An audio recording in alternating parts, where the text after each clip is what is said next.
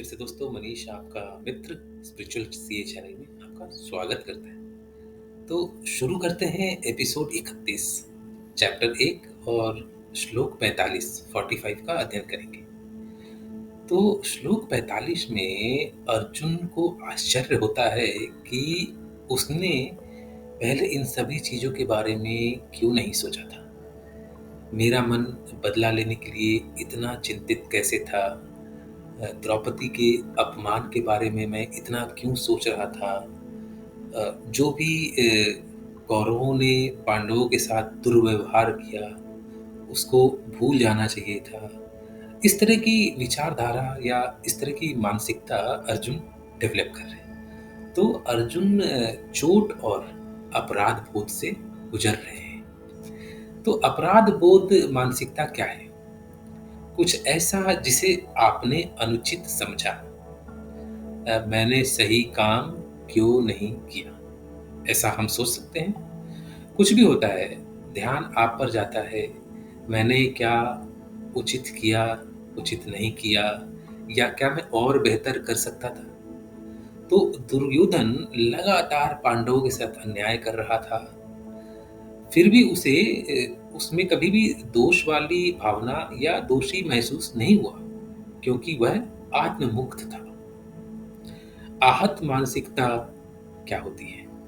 तो पहले मैंने अपराध बोध मानसिकता बताया और अब मैं बता रहा हूं कि आहत मानसिकता। तो अपराध बोध मानसिकता को हम कह सकते हैं गिल्ट माइंडसेट और आहत मानसिकता को हम कह सकते हैं कि हर्ट माइंडसेट। मुझे दुख होता है कि क्योंकि उन्होंने वह नहीं किया जो उन्हें करना चाहिए था, या उन्होंने कुछ ऐसा किया जिससे मेरा उल्लंघन हुआ अन्य आयोगों और चूकों के संदर्भ में।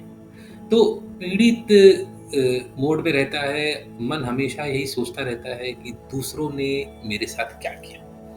तो अर्जुन का मन आहत है और दुर्योधन का मन अपराध भोग से मुक्त है।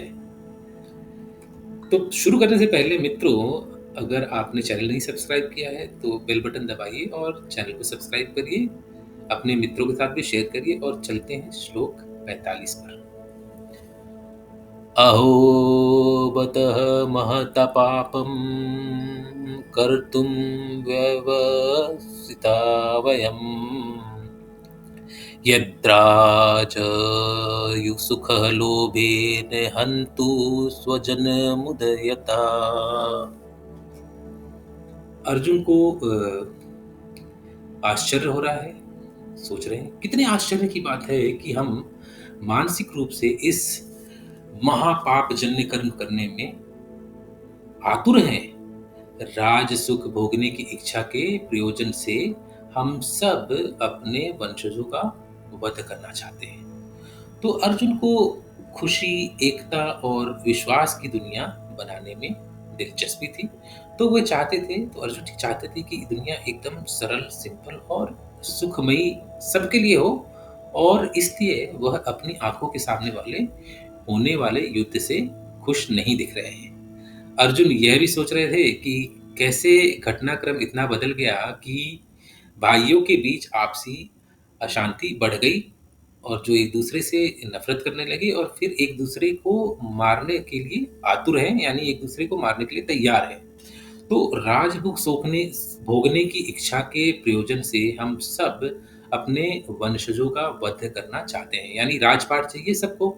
दुर्योधन को राजपाट चाहिए, तो वो युद्ध करने के लिए तैयार है। तो unfortunately we have decided to do this great evil because we are ready to kill our family out of greed for the pleasure of a kingdom। तो कंक्लूजन मित्रों क्या है आज का?